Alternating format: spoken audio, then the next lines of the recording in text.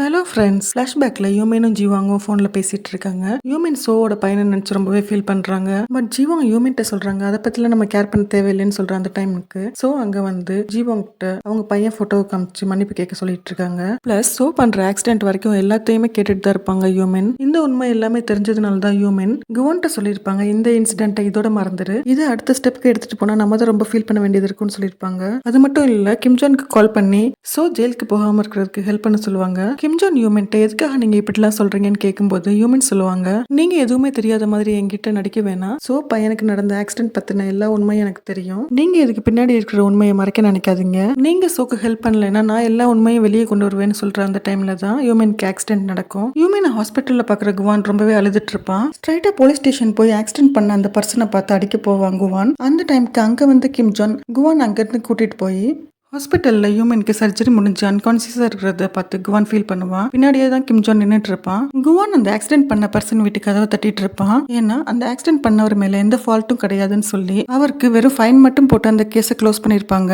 அந்த இடத்துக்கு கிம்ஜான் வந்து குவான் அங்கிருந்து கூட்டிட்டு போக ட்ரை பண்ணுவான். அந்த ஆக்சிடென்ட் பண்ணவனுக்கு ஒரு ஃபேமிலியோட அவன் வீட்டுக்குள்ளேயே தான் உட்காந்துருப்பான். இவங்க பேசுறது எல்லாத்தையும் கேட்டுக்கிட்டு அந்த கிரிமினலோட ஒய்ஃப் கேட்டுட்டு இருப்பாங்க அவர்கிட்ட, நம்மளோட சிச்சுவேஷனுக்காக நீங்க இப்படி ஒரு வேலையை செஞ்சிருக்க கூடாதுன்னு. ஆக்சுவலா கிம்ஜான் சொல்லி பணத்துக்காக தான் அந்த ஆக்சிடென்ட் பண்ணியிருந்திருப்பாரு அவரு. அவங்க பொண்ணு ரொம்பவே சிக்கா இருப்பாங்க, அவளோட சர்ஜரிக்காக தான் இப்படி பண்ணிருப்பாரு. இப்போ பிரசன்ட்ல காமிக்கிறாங்க அந்த லேடி ரோட்ல உட்காந்துருக்காங்க. அவங்கள பார்க்க அங்க வந்து சோ அவங்கள்ட்ட அவங்க ஹஸ்பண்ட் பண்ண ஆக்சிடென்ட் பத்தின உண்மையை சொல்லி கேக்குறாங்க.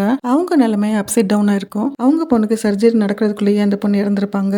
அவங்க ஹஸ்பண்ட் அவர் செஞ்ச தப்பால தான் தன் பொண்ணுக்கு இந்த மாதிரி நிலைமை ஏற்பட்டிருந்திருக்கும்னு நினைச்சு ஃபீல் பண்ணி கொஞ்ச நாள்ல அவரும் இறந்திருப்பாரு. இது எல்லாத்தையும் சோட்ட சொல்லி இப்ப யாரும் இல்லாம நான் மட்டும் தான் இங்க ரோட்ல உட்காந்துருக்கேன்னு சொல்லி அவங்க அழுதுட்டு இருப்பாங்க. Kim Jong secretary Kwon and so meet பண்ண போட்டோஸ் கிம்ஜானை பார்க்க சொல்லிட்டு இருப்பாங்க. போட்டோஸ் பாக்குற கிம்ஜான் இவங்க ரெண்டு பேரால என்ன எதுவும் பண்ண முடியாது, இருந்தாலும் நம்மளுடைய ஆட்கள் எப்பயுமே இவங்களை ஃபாலோ பண்ணிட்டே இருக்கணும்னு சொல்லுவான். இங்க குவான் பைக்ல போயிட்டு இருக்கும்போது லாஸ்ட் டைம் சோ மீட் பண்ணும்போது அவங்க சொன்னது அவங்க அம்மா ஆக்சிடென்ட் நடந்த டைம் அங்க ஏதாவது சிசிடிவி கேமரா இருக்குன்னு பார்த்திருப்பான். அது மட்டும் இல்லாம யாராவது ஐ விட்னஸ் இருந்தீங்கன்னா இன்ஃபர்மேஷன் கொடுக்க சொல்லி பேம்ப்ளெட்ஸ் எல்லாம் கொடுத்திருப்பான். இது எல்லாத்தையும் யோசிச்சுட்டே போயிட்டு இருப்பான் பைக்ல. இங்க வீட்டுல உட்காந்து ஆக்சிடென்ட் பத்தி திங்க் பண்ணிட்டு இருக்கிற சோ காங் அடிக்கடி ஒரு பாக்ஸ் உள்ள எடுத்து வைக்கிறது நோட் பண்ணுவாங்க.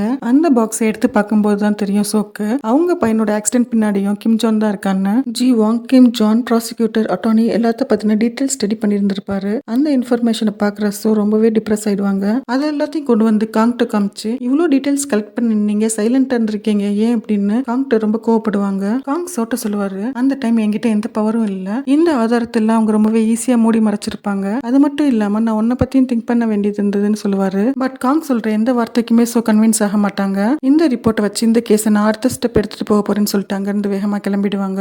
சோ அங்க இருந்து கிளம்புனதும் ரொம்ப நேரமா திங்க் பண்ண காங் கிம்ஜானை மீட் பண்ணி உங்களோட எலெக்ஷன் கேம்பெயின்ல நான் உங்க பார்ட்டிக்கு சப்போர்ட் பண்றேன்னு சொல்லுவாரு. கிம்ஜான் கேட்பாரு, எப்படி என்னோட ப்ரொபோசலை இவ்வளவு சீக்கிரமா அக்செப்ட் பண்ணேன்னு கேட்கும்போது காங் சொல்லுவாரு, பவர் தான் எல்லாத்துக்கும் காரணம்னு. குவான் ஆப்போசிட் பார்ட்டி மெம்பர்ஸ்ட்டு வந்து அவங்க ஆல்ரெடி ஃபார்ம் ஹவுஸ்ல பார்ட்டி பண்ணும்போது எடுத்த போட்டோஸை காமிப்பான். அந்த போட்டோஸ் பார்த்ததும் ரொம்பவே கோவப்பட்டு குவான் அடிக்க ட்ரை பண்ணுவாரு. அந்த டைம்ல குவான் கிம்ஜான் பேசின ஆடியோ ரெக்கார்டிங்க போட்டு விடுவான். அதை கேட்டு அவரு கொஞ்சம் காம் டவுன் ஆவாரு. குவான் ஆப்போசிட் பார்ட்டி மெம்பர்ஸ் எல்லாத்துக்கிட்டையும் கிம்ஜானுடைய பிளான் என்ன அப்படின்றத சொல்லுவான். இந்த போட்டோஸ் எல்லாத்தையுமே ஃபைனல் எலெக்ஷன் கேம்பெயின்ல ரிலீஸ் பண்றதுதான் கிம்ஜானோட பிளானா இருந்திருக்கும். இங்க காங்குடைய சப்போர்ட்னால கிம்ஜானுடைய ஃபாலோவர்ஸ் எல்லாமே இன்க்ரீஸ் ஆயிட்டே இருப்பாங்க. இதெல்லாம் பாக்குற காங் ஃப்ரெண்ட் டிடெக்டிவ் ஹேண்ட் ரொம்பவே கோவப்படுவாரு. உனக்கு கிம்ஜான் கிட்ட வேலை பார்க்கணும்னா நீ ஸ்டார்டிங்ல இருந்து அவர்கிட்டயே வேலை பார்க்க வேண்டியதானே, எதுக்காக நல்லவன் மாதிரி அவனுக்கு அகேன்ஸ்டா என் கூட சேர்ந்து வேலை பார்த்துட்டு இப்ப திரும்ப அவன்கிட்டயே போய் வேலை பார்க்கறேன்னு கேட்பாரு. இங்க நடக்கிறது எல்லாத்தையும் கிம்ஜான் பார்த்துட்டு காங்க்கு கால் பண்ணி கேட்கும்போது காங் சொல்லுவாரு, இதை பத்தி நீங்க ஒரி பண்ண வேணாம், இதை நானே டீல் பண்ணிக்கிறேன்னு சொல்லுவாரு. சோ யூமின் கேஸையும் அவங்க பையன் கேஸையும் லிங்க் பண்ணி பார்க்கும்போது